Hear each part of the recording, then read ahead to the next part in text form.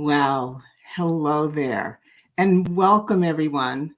I am Dr. Paulina and I am the host of this show, The Poetry of Healing. And I am so thrilled that you stopped by because during this show, we will discuss toxic encounters we have solely because of the color of her skin. Our guest today will show us how her recollections of these encounters helped her to develop ways to counteract the negative, hurtful effects and heal. She'll guide us and teach us a few simple yet effective ways to neutralize, eradicate, deal with these hurtful acts that happen to us simply because of who we are. We'll also integrate poetry and meditation, like we do, as soothing approaches to caring for ourselves. So, as we always begin with a centering exercise to help focus and collect our energy for this time together, and it's a time for you, it's a gift for yourself. So today I invite you to participate with me in saying affirmations, which are positive statements designed to encourage an optimistic mindset, a positive mindset. And the affirmations reflect your core personal values.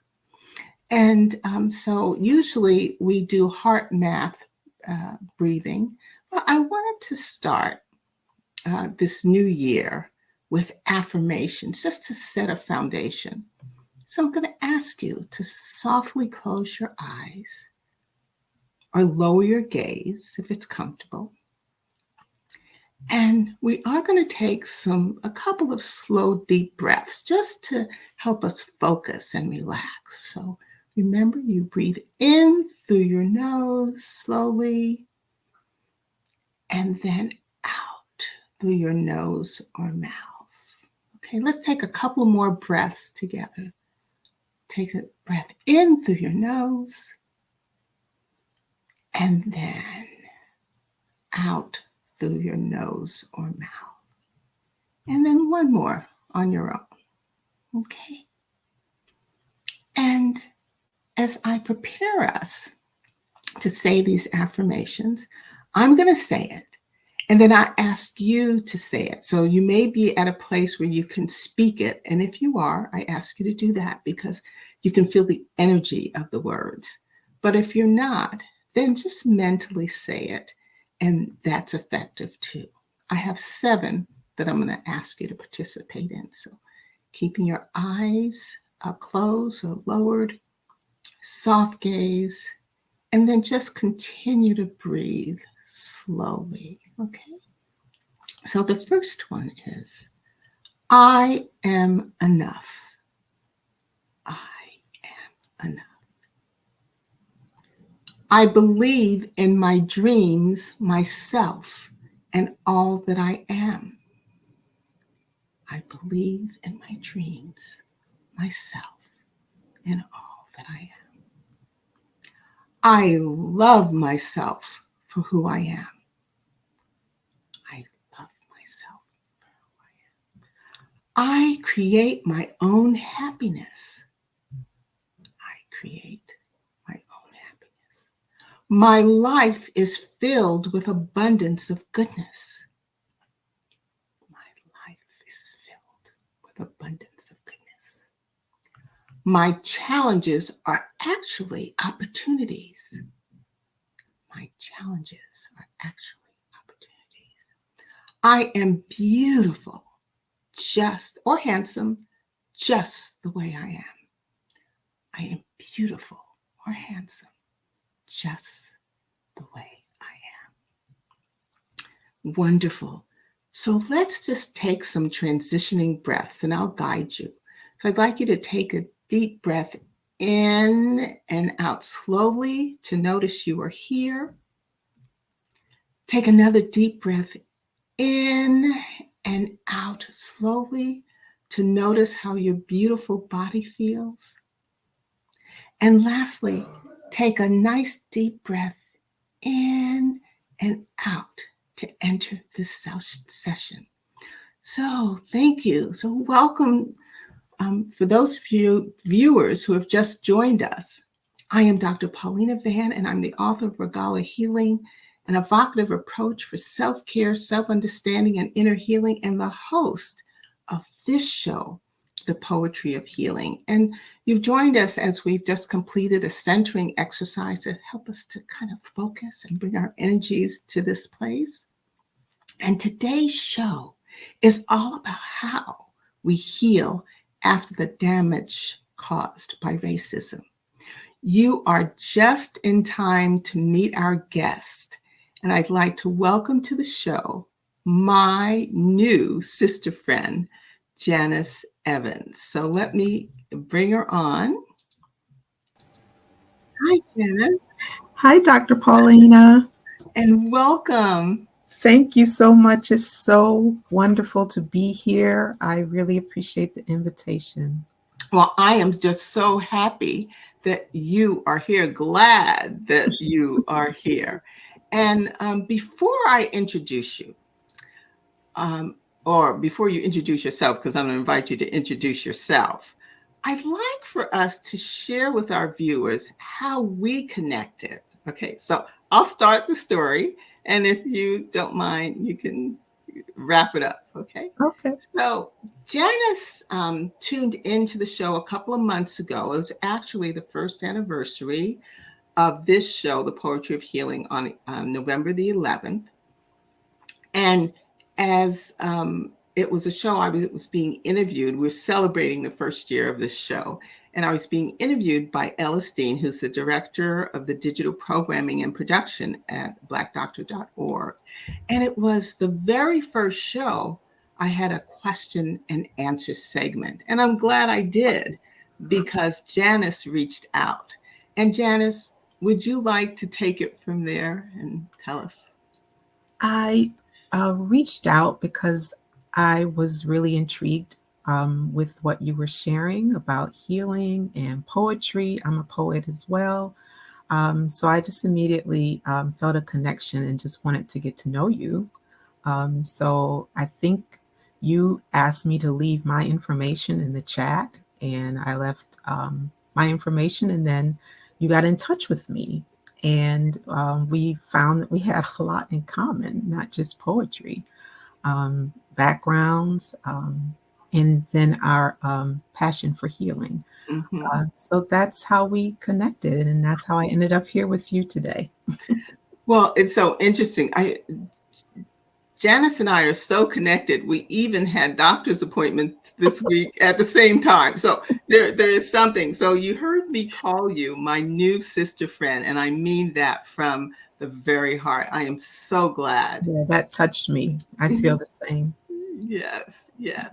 So, Janis, nothing happens by chance, and we are here today to share stories about racism and healing. A day before celebrating the Martin Luther King Jr. holiday as a federal holiday for over 40 years in the United States. It's been even longer, maybe over 50 years, that the states, individual states, have celebrated it. And then the following day, January 17th, is National Day of Racial Healing. And this is the 6th year of individuals focused during this day, of individuals, organizations, communities coming together to attempt to repair the damage caused by racism. So, you know, we're working, and we're here because it was destiny for us to be Yes, able to yes. talk about this at this time and to tap into your gifts. So I'm going to ask you now to share with our viewers, as much as you feel comfortable, your background, personal and professional. Yes. Mhm. I'm originally from Buffalo, New York. I grew up as a first generation Jamaican American. Both my parents are from Jamaica. I moved to Washington, D.C., which is where I live now, to attend graduate school at Howard University, where I received a master's degree in counseling psychology.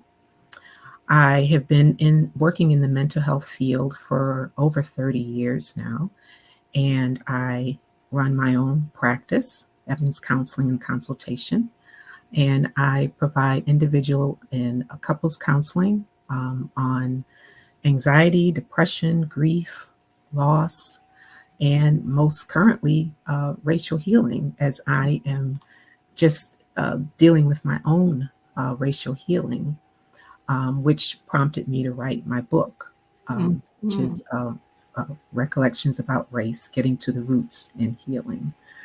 Um, did you want me to go on? Well, Mhm. I'm going to ask you to take a breath right there because Mhm. we're so connected. I want, before I ask you to further describe the impetus for writing your book, I want to share with the audience um, something from your book. And I've read your book twice since it came in the mail. And in individual sittings, I just sat down and read it through. I could not put it down. But I think this is in the preface, and it grabbed me immediately. And this is your response to watching the uh, George Floyd video on Facebook. You wrote, I felt compelled to keep watching, to take this evidence into my being so that I could record it in my psyche. I felt I needed to keep hold of my gaze for her, the young traumatized witness, and for him, the victim of police brutality.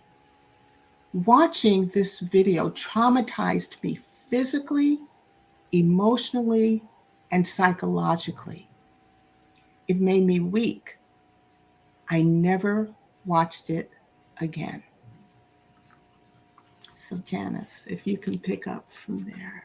Yeah, you took me back listening to that. I can a visceral Mhm. reaction to just hearing those my own words.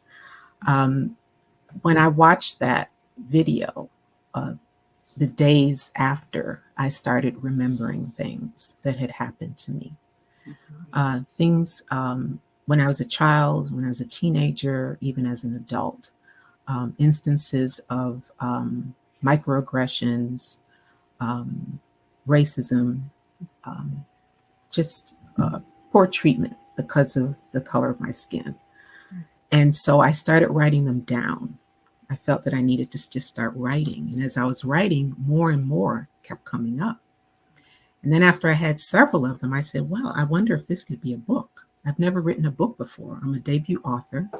My father always said, why don't you write a book? And I never knew what he was talking about because I didn't think I had anything to say.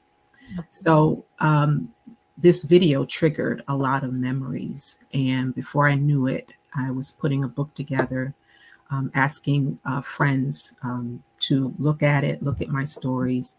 Eventually got a publishing consultant to help me self-publish.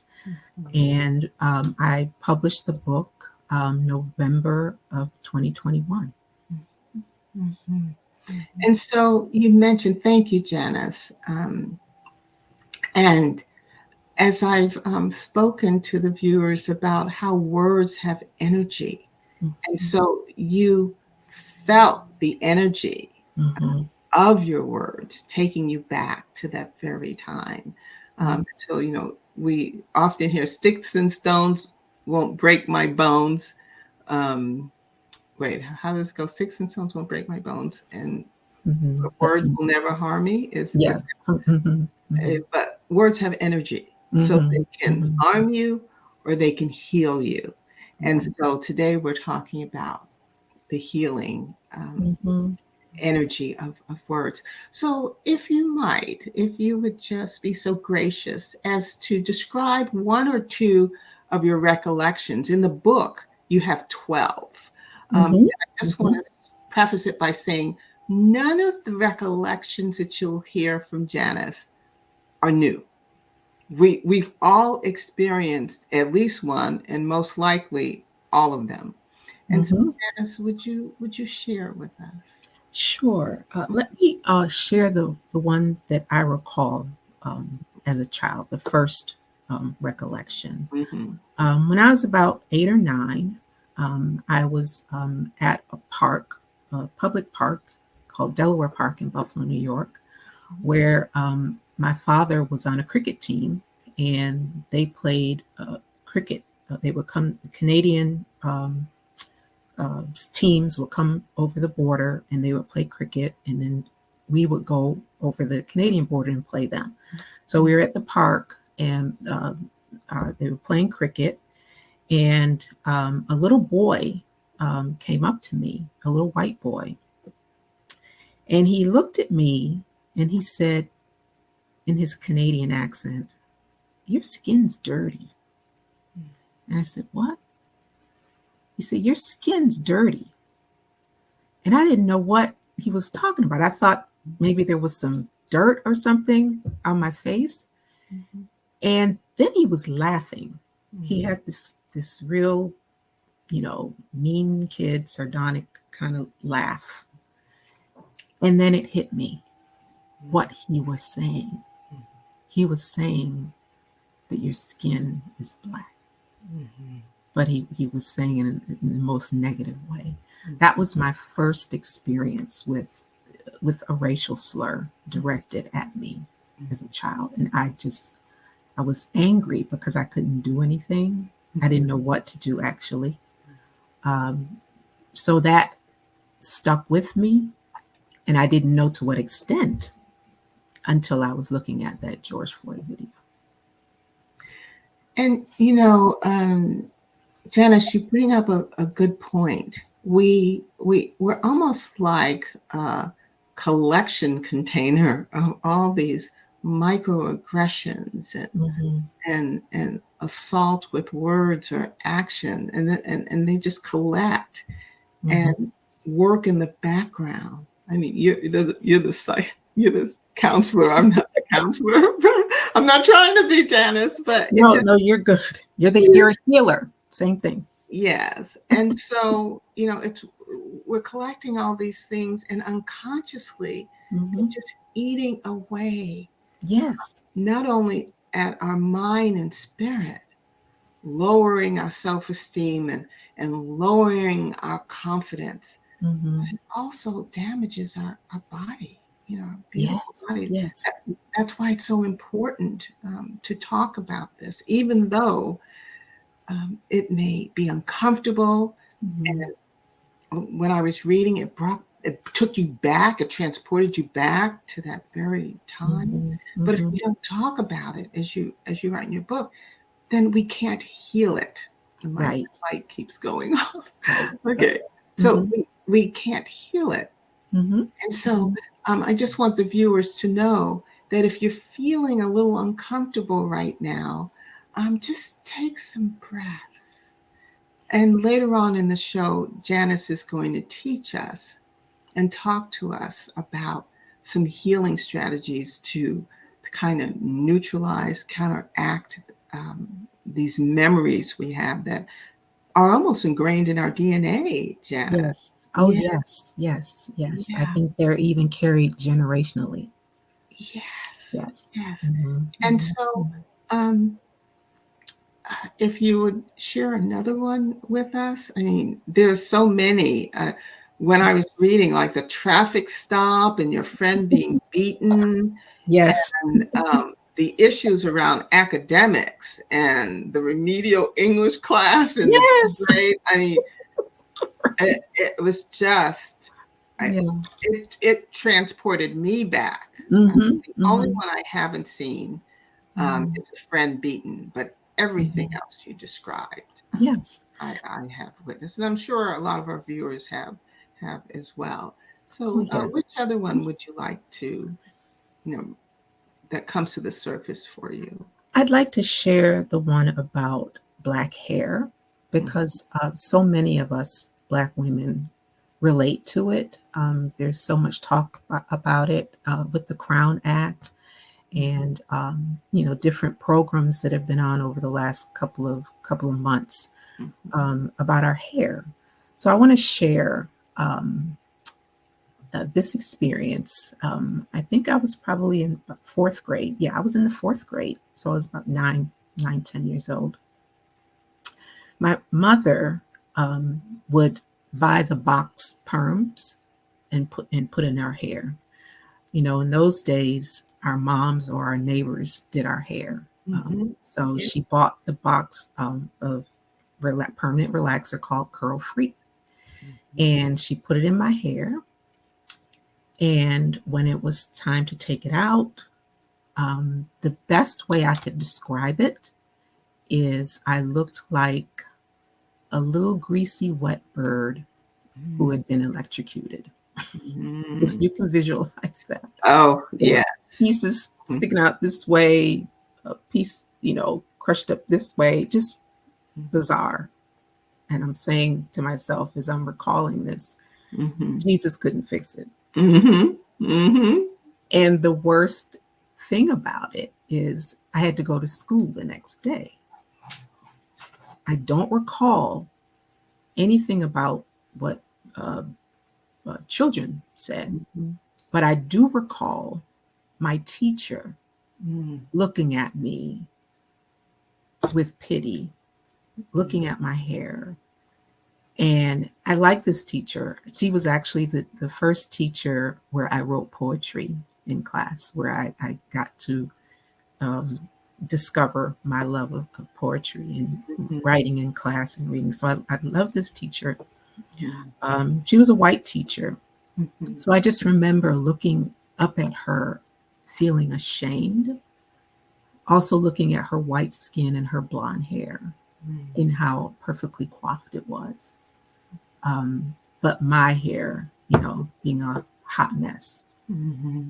So that just really made a mark on me. Again, did not recall that until all of these memories started coming up because of the George Floyd murder. But it just speaks to how, as little Black girls, we internalized a lot of issues around our hair that we even take into our adulthood. And, still have issues with my hair. Sure.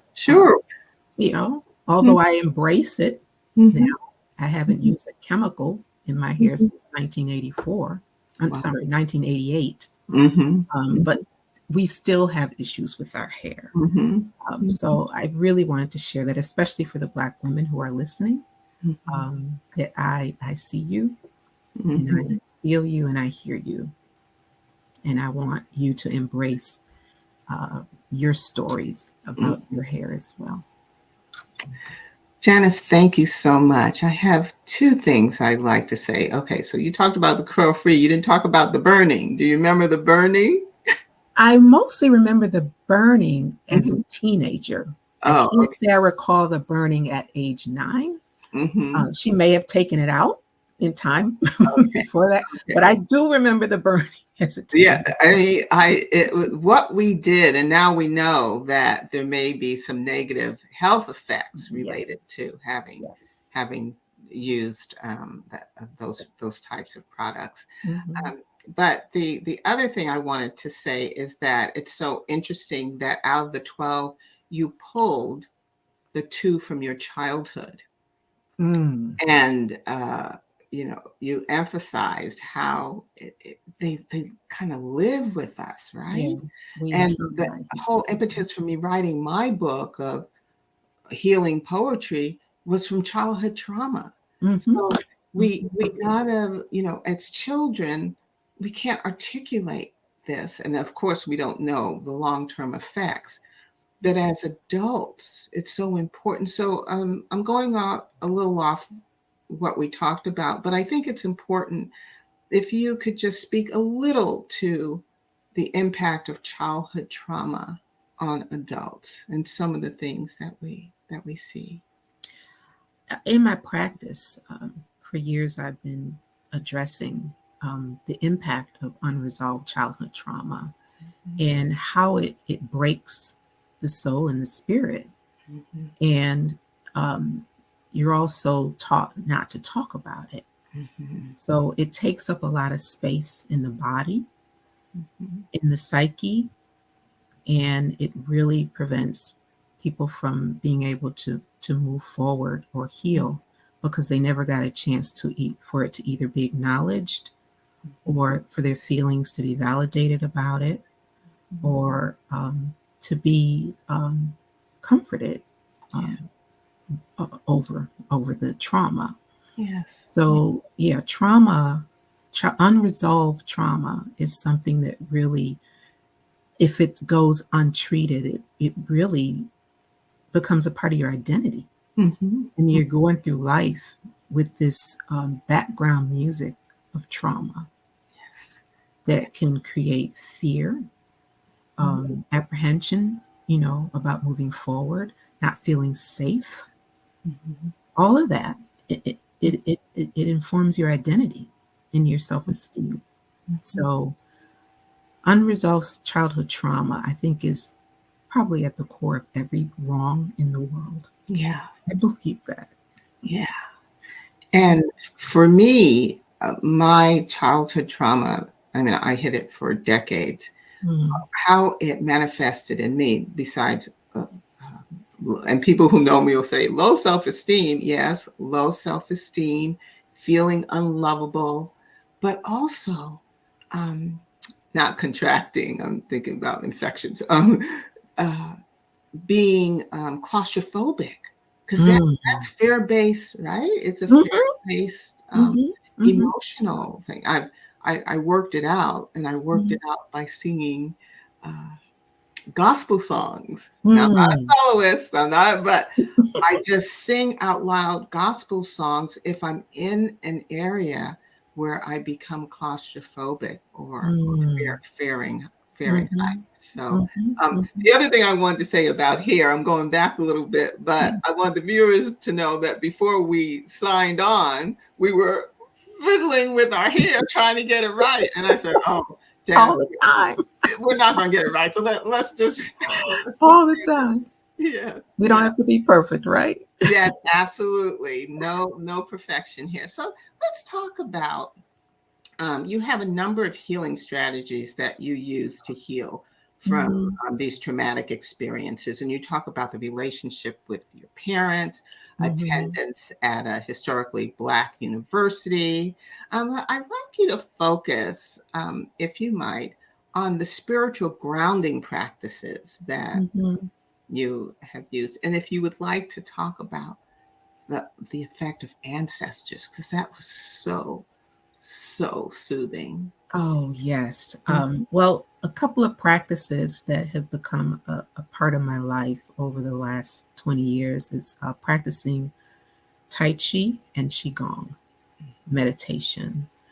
It it cleanses you and grounds you and makes you open to taking in peace and letting out all of the chaos that's in the way. Just prayer and meditation. One thing that I've been doing since the pandemic religiously is meditating and praying in the bubble bath and literally talking to myself and releasing things through the pores into the water and down the drain so that I can be open to God's peace and serenity.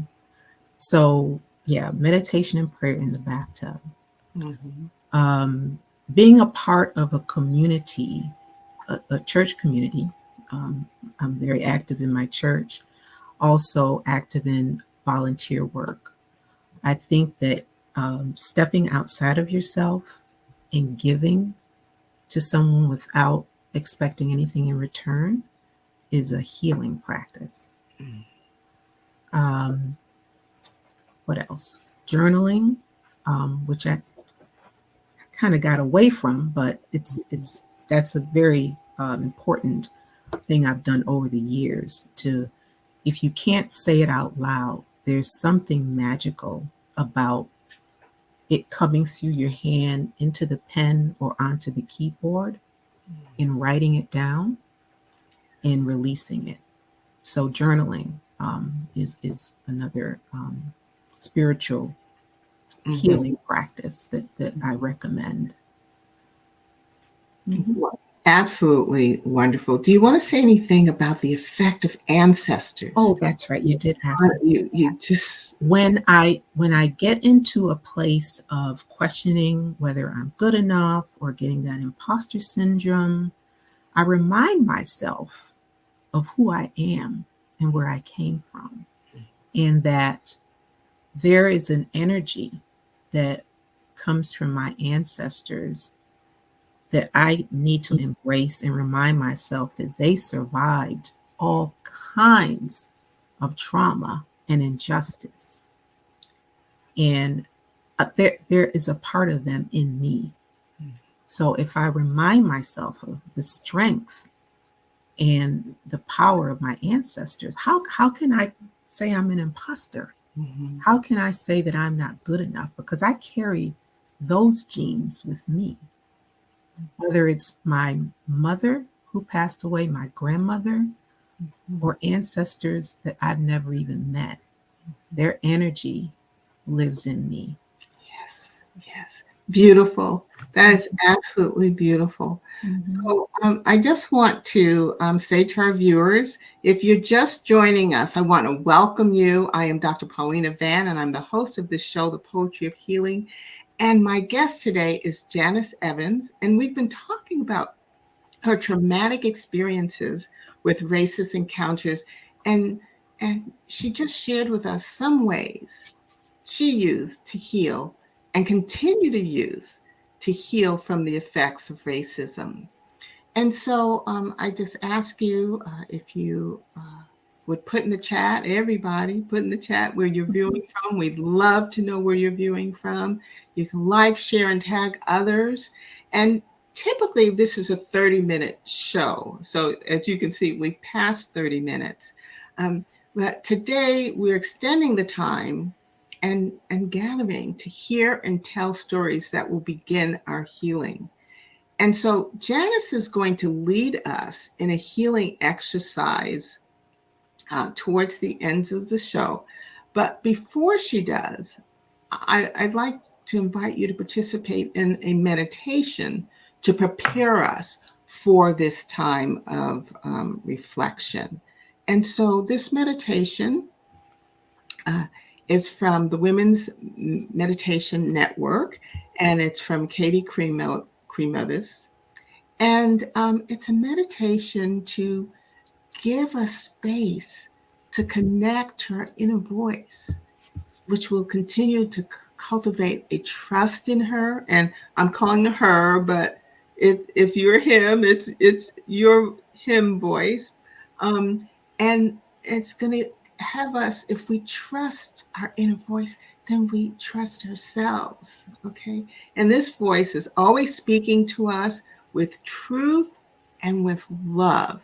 And sometimes she or he will whisper, sometimes she screams, but always she's speaking to you. So let's begin. And it's going to take about 3 minutes. And so I just ask you to hang in there because this is absolutely a beautiful meditation. And Janis talked about meditation is healing. And that's been her experience. And I've talked to you and showed you. And so this is a meditation. We're going to do it now, but then you can go back. And I recommend you do it on a regular basis just to build that foundation. Okay. So once again, I'm going to invite you to close your eyes or lower your gaze. And whether you're sitting at your desk at work or sitting at the kitchen table, relaxing in a recliner, or even relaxing in bed, I'm going to ask you to relax into that position that's comfortable for you and just allowing your body to adjust as needed. And focus your attention as we start to breathe. So focus your attention on your breathing. And I'd like you to imagine that every out breath settles you deeper into your position, lying or sitting, and it's going to slow you down. And see if you can breathe in deeply and slowly and out deeply and slowly. And when you breathe in deeply, breathe in until you can't breathe in anymore.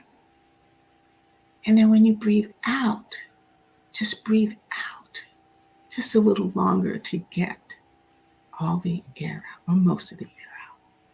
Okay. And by expanding your breathing and slowing down, you naturally relax your body. So today is a practice of being. And I'd like you to just lower your gaze, soft gaze, or close your eyes if you feel comfortable. And then it's a practice of being, of simply sitting with yourself in the present moment, so that the spaciousness where your inner voice lives can be revealed. There is nothing for you to do, nothing for you to seek out.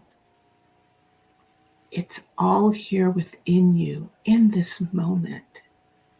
So take one of those nice deep breaths in and then out. And then just allow your body to breathe for you as it would like to.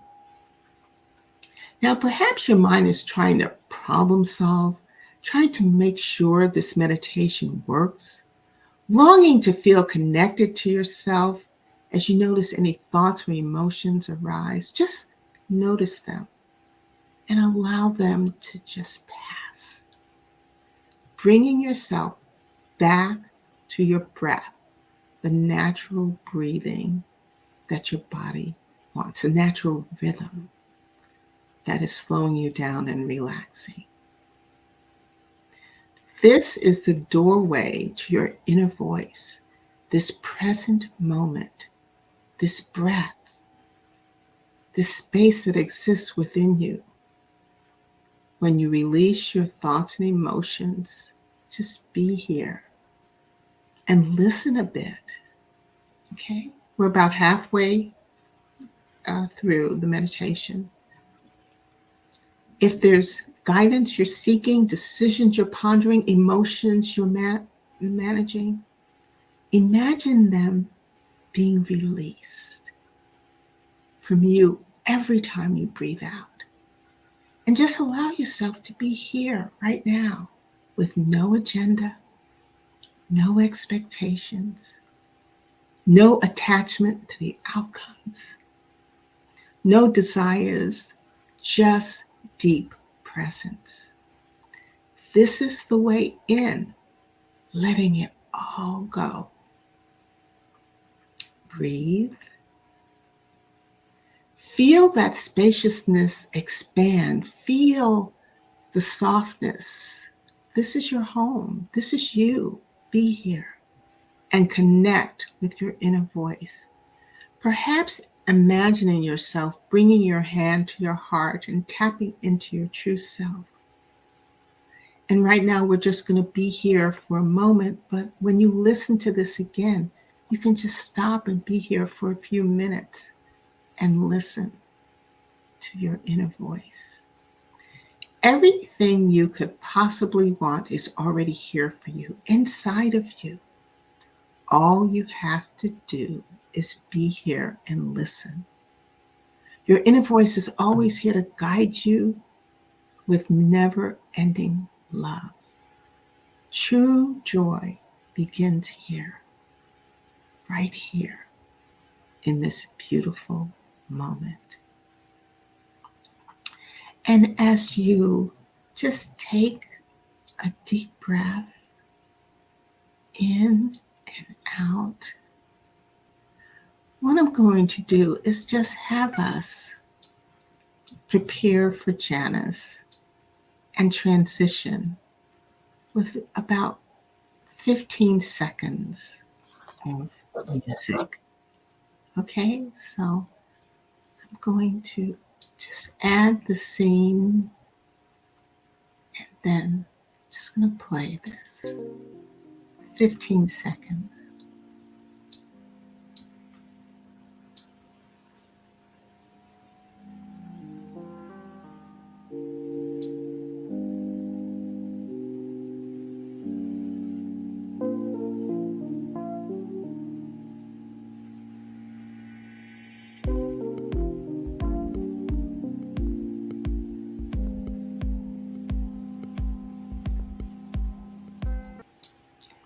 Okay, so we've made a transition, and Janice, I'm going to ask you to help us with a creating a healing narrative. Mhm. I'm not sure if you want to read in a voice first. It's all depends on how you want this to um, unfold. Uh, Mhm. and although we're just going to give, I'm going to ask you just to give our viewers the instructions right now because we can't, you know, wait for them to complete it. But when Okay. they view the show again, then they can just pause it and Okay. be able to do it. So Okay. it's back to you. Yes. Well, the first thing I'd like you to think about is um, an incident that has happened in your life that was, you felt it was racially motivated. I'll give you an example because this is something a lot of people can relate to. Share a story of a memory involving a workplace slight that was racially motivated. You can come up with your own, but that's a common one that a lot of people of color have experienced. After you've written down what your event is, journal a little bit about it. Use your feeling words. For example, um, did you feel angry? Did you feel ashamed? Did you feel belittled? Did you feel derailed? Did you feel insulted? Did you feel slighted? Did you feel stereotyped? So once you write down, journal about your event, how it made you feel using your feeling words, then I want you to ask yourself another question. For example, who made you feel like you mattered and had value in spite of your brown skin tone? Another question to ask yourself, who was the ancestor whose will and determination created the trajectory for you to survive? So ask yourself those. Write down what that ancestor, what how that ancestor may have impacted you, what came through the generations that informed who you are, the successful person that you can be. And when you're writing that down, and the other example was who made you feel valued, who listened to you, use your feeling words again. Acknowledged, assertive, believed, heard, loved, relieved, safe, supported. So use those feeling words when you rewrite that narrative of the negative impact that incident had on you. So those are the steps to take. Okay, so I always like to give the viewers an example. And so you can use me as you give me the prompts. Of course, I haven't prepared anything, but whatever comes up, I'm Mhm. going to share. Okay. All right. Okay. All right. Um, have you ever had an incident occur in public by a total stranger that you felt was racially motivated? Oh, how long do we have? Give me one. Okay, I'll give you just one. Okay. So, um, I love to play golf. Well, I should say play at golf. And we moved to a new neighborhood where there's a golf course as part of the neighborhood. And so my first visit there was during the pandemic. And I was in line, you know, geared up with my clothes, of course, and my clubs. And when I got to check in, um, I asked, the person before me, she said, "Oh, I'll just put it on your account." And so when I got up there, I said, "Oh, okay. They're only taking credit cards. I didn't bring my credit card. I only had cash." So I said, "Well, will you put it on my account?" And she said, "You don't have an account." And I said, "But you just offered it to the person in front of me." She said, "Only people who live here have an account." And so at that point, I wasn't breathing. And I didn't do my heart focused breathing. Um, I was pretty upset.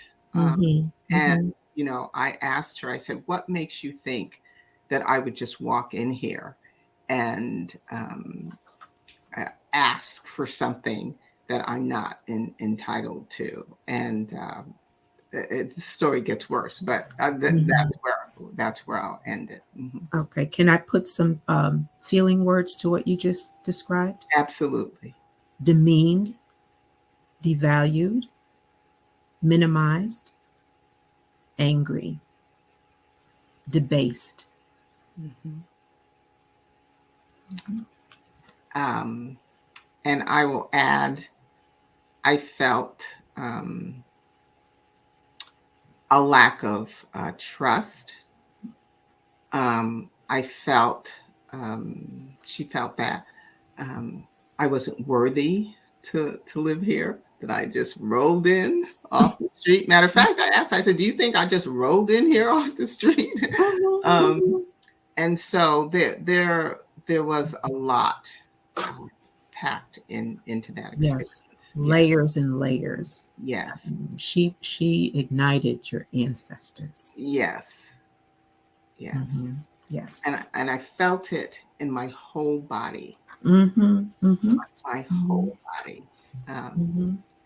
and yeah, I'm Okay. getting transported back there right now because Yes. So I'm going to transport you forward because we're going okay. to rewrite that narrative. And I'm Mhm. going to ask you, who was the teacher or mentor who encouraged you and reminded you of your gifts?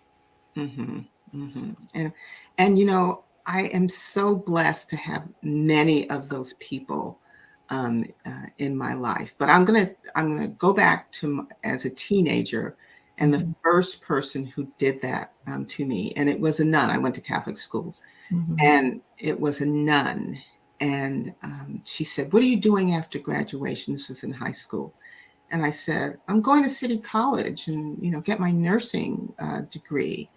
And she said, why are you going to a 2-year college? Which 2-year colleges, I'll tell you, train nurses the best clinically. Um, but she said, "I want you to go to a 4-year college." I said, "I can't afford that. My family can't afford that. I need to get my degree and begin working." And she said, "I don't want you to worry about that." And that nun arranged for several Catholic universities to come to the school to interview me. And I Hmm. was accepted by 3 of them. Wow. And so she just, other things she said to me is that you have it in you to do so much more. Don't stop at 2 years. I want you to go further. Um, and she made it happen. Wow. Thank you for sharing that because the purpose of my asking you that question Hmm.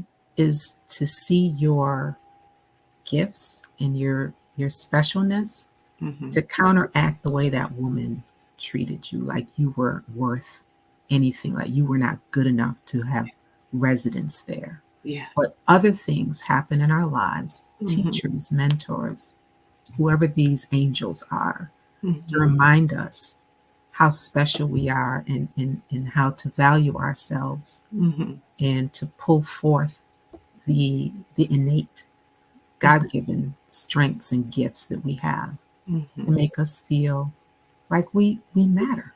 Yeah. Absolutely. And, we have it in us. That's why it's so important for us to tap into that inner voice. Yes, yes. And you have to be quiet. in order to tap into the inner voice. You know, I wrote a poem about the inner voice, and I think I'll share it here because it's before we close. I'll just share it here. And for those of you who have my book, Regal Healing, it's on page 140 and 141. And it goes like this. My inner voice is soft. My inner voice wants to be boss. My inner voice is wise. My inner voice comes without disguise. My inner voice offers direction. My inner voice detects my rejection. My inner voice is loyal. My inner voice wants to be royal. My inner voice has a strong ego. My inner voice won't hit me like a torpedo. My inner voice is engaging. My inner voice is ingratiating. My inner voice is gently persistent. My inner voice eloquently averts resistance. My inner voice disappears when it senses my fears. As I follow my own way and stumble and go astray, I miss and yearn for my inner voice. That is so beautiful. I have your book, and that is my favorite poem in the book. It speaks to me finding my inner voice. Mm-hmm. And one of the things that I learned after I started the book is that I have been more of a in the background person and afraid to come out and let my inner voice speak. Mm-hmm. So that is one of the goals of doing this book, was to tell my story and then discover my inner voice. So I relate to that poem so much. And another place that we intersect is using poetry to heal. And so before we close, and we're about to close, Janis, would you be so kind as to read one of your healing poems? Yes. And I'd like to say that I am working on a second book, a book of poetry. And this poem will be in that book. Mm-hmm. And I hope it will be coming out in maybe the springtime. We'll see. But here is a healing poem. It's called Reaching for Peace.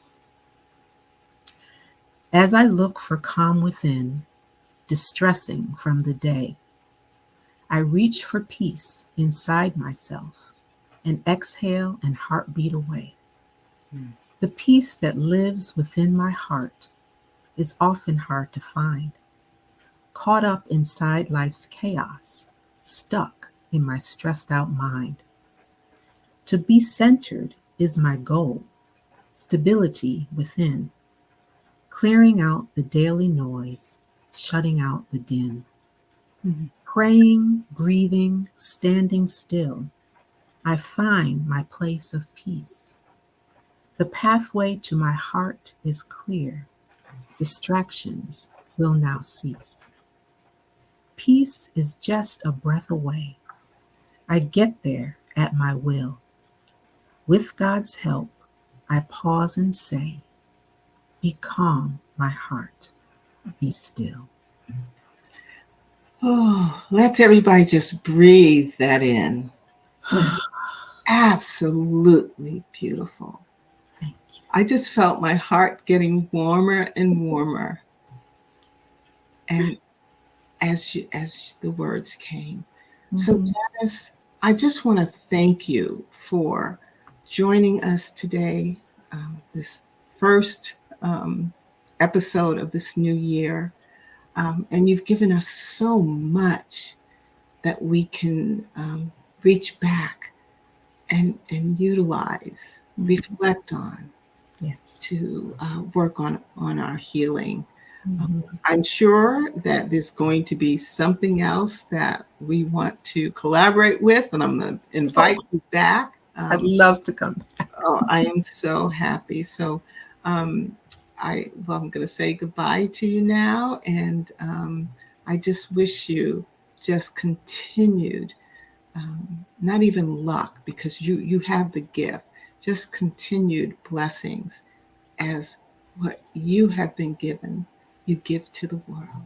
Okay? Thank you so All right. much. It's been my pleasure. And Mhm. this, to be in this healing space Yeah, is just a gift and a blessing. And I really appreciate it.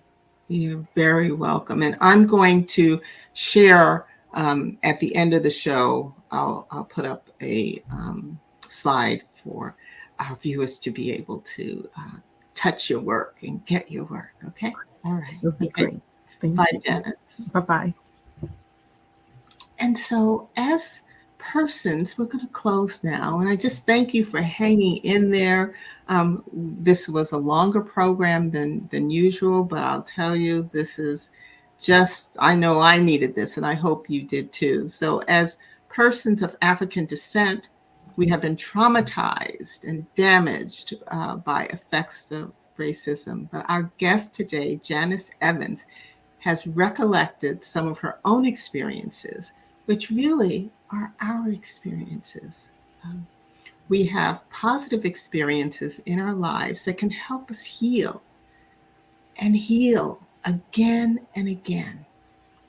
We demonstrated that tapping into your inner voice by reading poetry and practicing meditation are ways to promote healing from racial encounters. And so I just ask you to please join me every first and third Sunday at 9 a.m. Pacific time right here, and leave comments. I do read and respond to them, and I'm sure Janice will too if you have any comments or questions for her. Please like, share, tag if you found our segment today helpful and you'd like to share it with others. Follow or subscribe so that you'll know when new programming is available. Uh, Visit regalahealing.com to learn more about my healing and self-care work and resources. And again, I have tremendous gratitude for Janis for joining us today. I thank you, viewers, for spending time with us as well. And as always, I wish you love and light. Hi, Janice. I didn't put you backstage, huh? Well, good. I'm glad you stayed. Bye. I'm going to show our contact information as well. The viewers know that I'm directing my own show, so everything doesn't always go the way I plan. Okay, so I am going to remove you now. Okay, and just going to show this how to get in touch with Janice.